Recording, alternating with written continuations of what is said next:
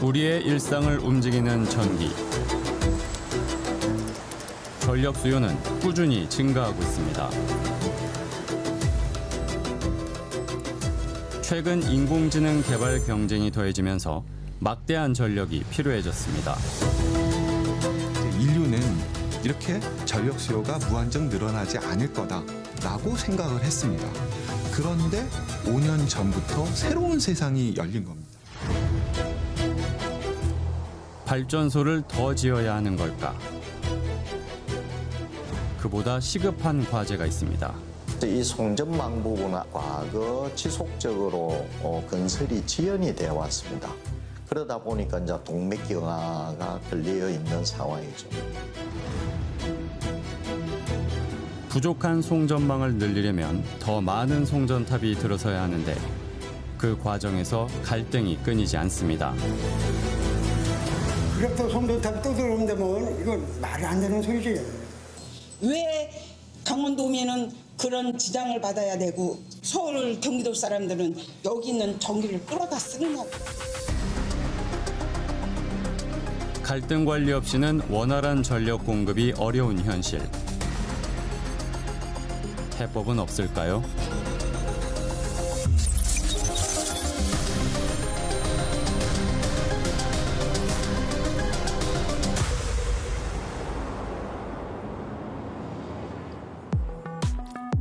SK텔레콤이 지난해 구축한 인공지능 데이터 센터. 구독형 GPU 서비스를 위한 핵심 설비입니다. 정부와 기업, 연구기관이 비싼 GPU를 직접 구매하지 않고도 사용료만 내면 가상 공간에서 고성능 GPU를 저렴하게 이용할 수 있게 한 겁니다.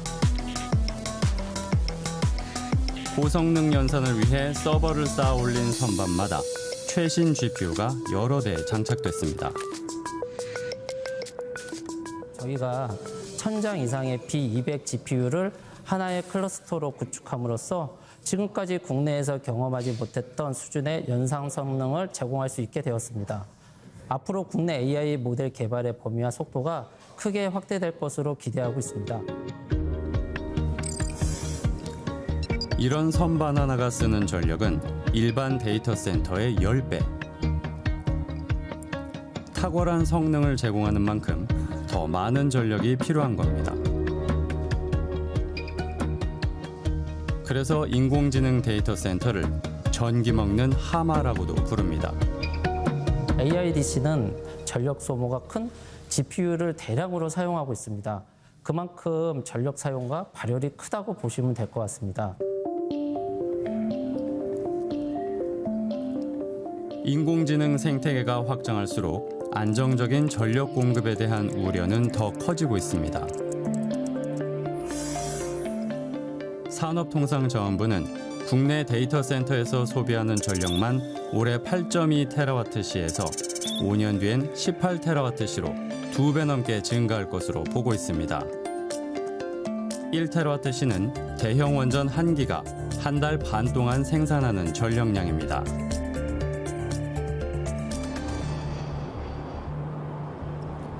그런 데이터 센터의 60% 이상이 집중된 수도권 전력망엔 빨간불이 켜졌습니다. 필요한 전력을 충당하려면 발전소를 더 짓거나 다른 지역에서 끌어와야 합니다. 그리고 우리가 알고 있는 AI 데이터 센터는 대부분 판교 등 이 수도권에 입지하고 있습니다. 여기서 전기 수요가 계속해서 증가하고, 그런데 발전소는 주로 호남, 영남, 강원에 집중되어 있습니다. 그러니 송전망이 필요할 수밖에 없는 상황이고요. 국내 발전 설비 용량은 최대 전력 소비량에 비해 여유 있는 상황입니다.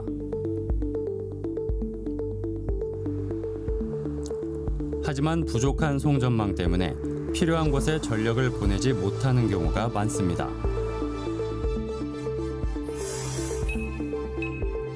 경북과 충남, 강원도처럼 발전소가 몰린 지역은 전력 생산량이 소비량보다 훨씬 많습니다. 남는 전력을 다른 지역으로 보내지 못하면 결국 발전량을 줄일 수밖에 없습니다. 이는 생산과 동시에 소비돼야 하는 전기의 속성 때문인데 실제로 동해안 일부 발전소들은 가동률이 10%대에 머물고 있습니다. 일부러 생산하지 않는 전력은 사실상 버려지는 것과 같습니다. 송전망 확충이 시급하지만 전자파 피해와 재산권 침해를 우려하는 지역 주민과 지자체 반발 속에 속도를 내기가 어렵습니다. 사실 내가 쓰기도 않는 전기의 공급을 위해서 내 집 앞에 송전탑을 건설하는 것을 좋아할 분은 아무도 없을 것입니다.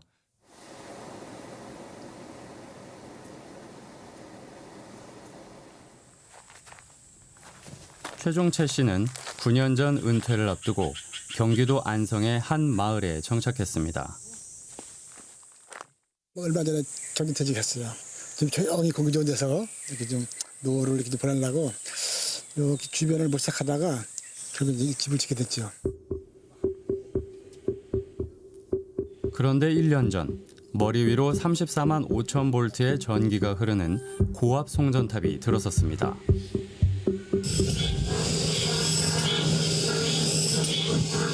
이제 이렇게 날이 흐리거나 비가 오거나 이럴 때는 소리가 아주 무서워요. 그 사람이 이제 같이 이제 몸도 안 좋고 그래서 이제 요양차 겸겸해서 여기 이사 왔는데 아주 되게 불편해요. 불편함은 소음에서 시작됐지만 이젠 전자파에 대한 불안이 더 큽니다. 바로 이같이 보이잖아요. 사람이 심리적으로 이 송전탑이 이렇게 가까이 있으면은 전자판이 뭐냐 뭐 약적으로 증명은 되는다든지 몰라도 그런 그 위험성이라든지 솔직히 위험스러운 게 있거든요. 최 씨는 땅값 하락 등 재산권 침해도 호소했지만 연 40만 원가량의 전기요금 지원 외에 별다른 보상은 없었습니다. 피해 보상 요건에 해당하지 않는다는 게 이유였습니다.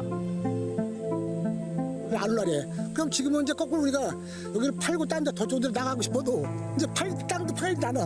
이거 참 아주 난감해요. 그러니까 이거 어쩌다 이길 수가 없고. 최근 송전탑이 추가로 건설된다는 소식에 지역사회가 술렁이고 있습니다. 한국전력이 용인 반도체 국가산단 등에 전력을 공급하기 위해 200여 킬로미터 구간에 450여 개의 송전탑을 더 세우기로 한 겁니다. 안성시와 시민들은 이미 많은 변전소와 송전탑이 있다며 강하게 반발하고 있습니다. 그렇다고 송전탑이 또 들어온다면 이건 말이 안 되는 소리지. 그러면 전체 주민이 일어나서 쫓아야지 모두. 우리 시가 송전솔로 터미널, 송전솔로의 거점으로 인접시군의 전력을 계속 공급하고 앞으로 이렇게 새로운 송전솔로가 계속 생긴다면은 안성시가 아니라 송전탑시가 될 것입니다. 경기 하남시의 가밀지구. 동해안과 수도권을 잇는 국내에서 가장 긴 280km 직류 송전망의 종점입니다. 이곳엔 동서울 변전소가 들어서 있는데 직류로 전송된 전기를 교류로 바꾸는 변환소 증설이 예정돼 있습니다. 이 같은 한전의 계획에 전자파 피해 등을 우려한 주민들이 반발하고 나섰습니다. 저희 아파트가 지금 여기이고요. 바로 뒤에 보이는 게 이제 변전소. 그리고 학교가 얼마 떨어지지 않아서 저쪽에 바로 있고요. 증설이 될까봐 피가 마르고 반대를 하지 않을 수가 없어요. 아이 키우는 엄마로서 안전하다. 집안에 있는 냉장고가 더 전자파가 높다. 이렇게 논리를 펼치더라고요. 뭐 재산권은 물론이고 환경권, 애들 생활권 모든 걸 다 지금 침해받는 거거든요. 반면 한전은 전자파 발생이 미미한 직류 송전의 특성상 안전하다는 점을 거듭 강조합니다. 이게 날마다 같은 건 아닙니다. 네. 조금씩 수치는. 기준치에 비해서 얼마나 낮은 수준인 거예요? 냉장고 같은 경우에는 0.2에서 2.0 마이크로 테슬라 정도 나오는데요. 산소가 들어온다면 여기서 소폭 올라갈 수는 있다? 예, 올라갈 수는 있지만 그 수치는 많이 올라가진 않는다. 그럼에도 주민들의 불안은 여전합니다. 전자파에 장기간 노출돼도 괜찮을지 걱정되기 때문입니다.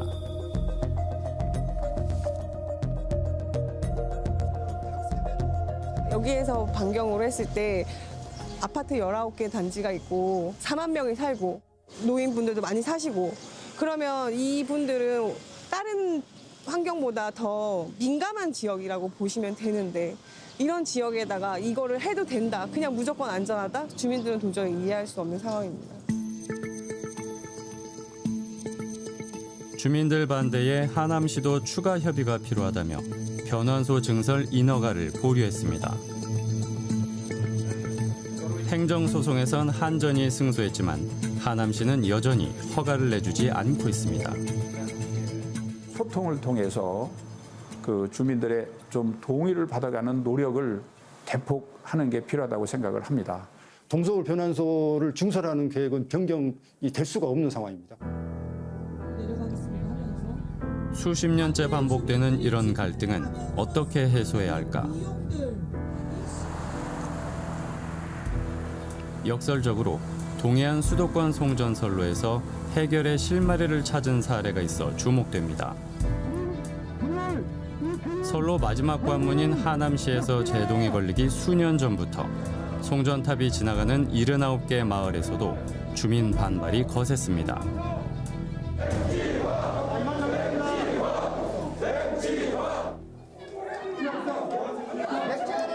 사업이 6년 넘게 지연되어 오다 지난 5월 한전은 경과지 마을의 동의를 모두 얻었다고 밝혔습니다. 극적 합의를 이룬 비결이 뭘까?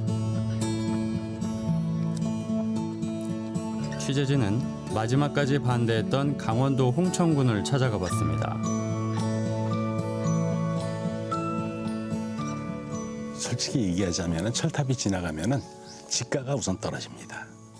이제 그런 부분들 때문에 좀 문제가 많았고 전자파가 아무래도 오지 않느냐.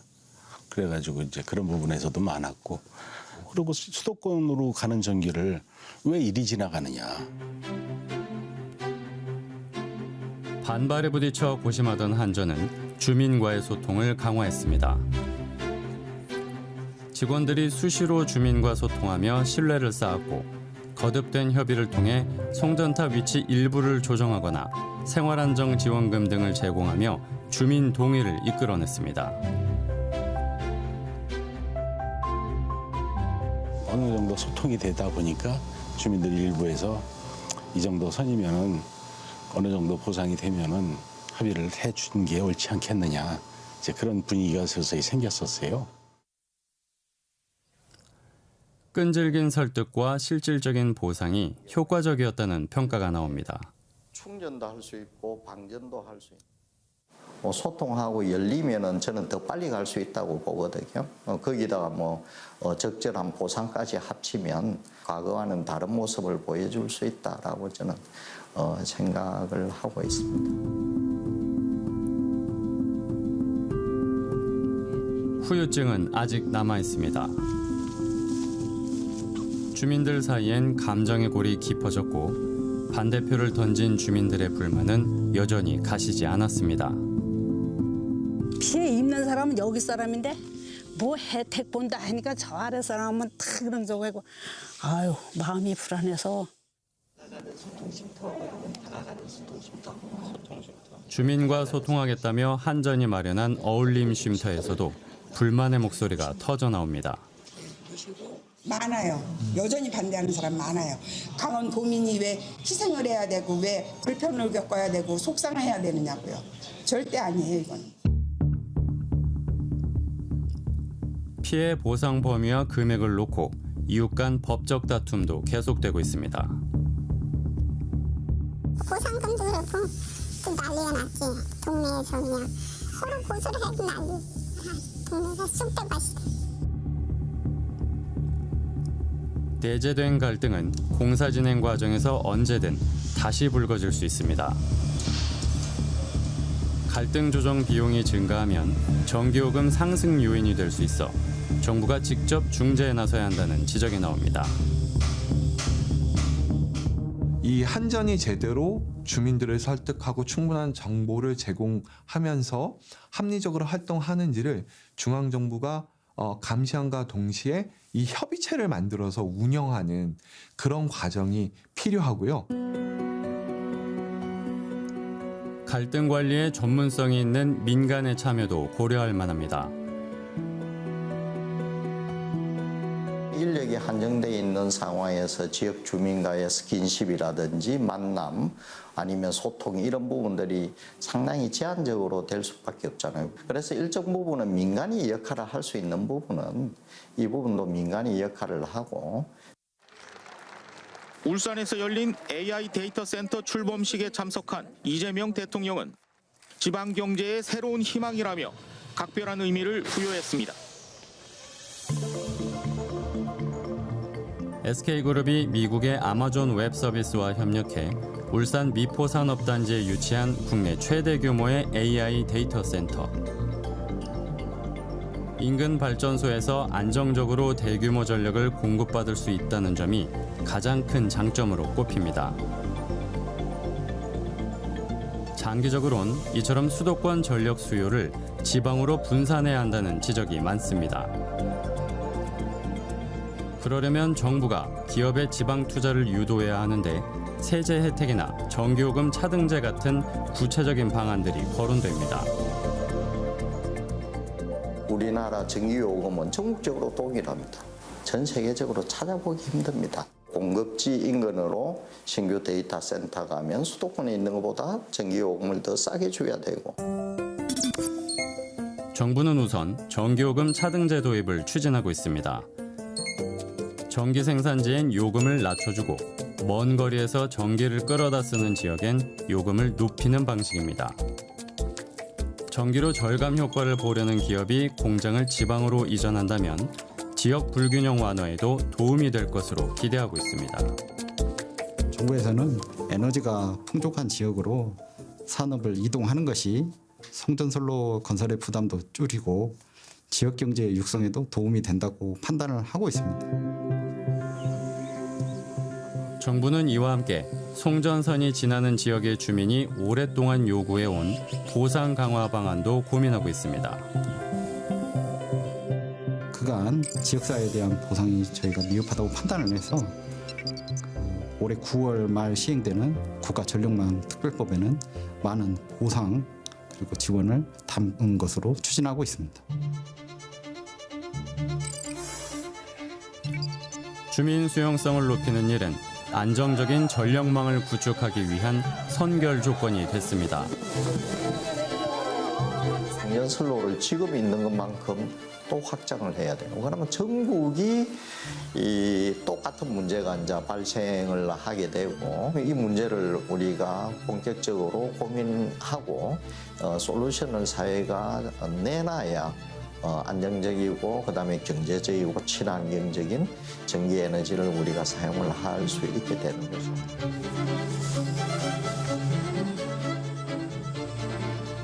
전기는 계속 충분히 흘러야 하지만 그 아래에 사는 사람들의 삶도 지켜져야 한다는 말입니다. 주민들의 근심을 타고 흘렀던 전기는 상생의 전기로 거듭나야 할 때입니다.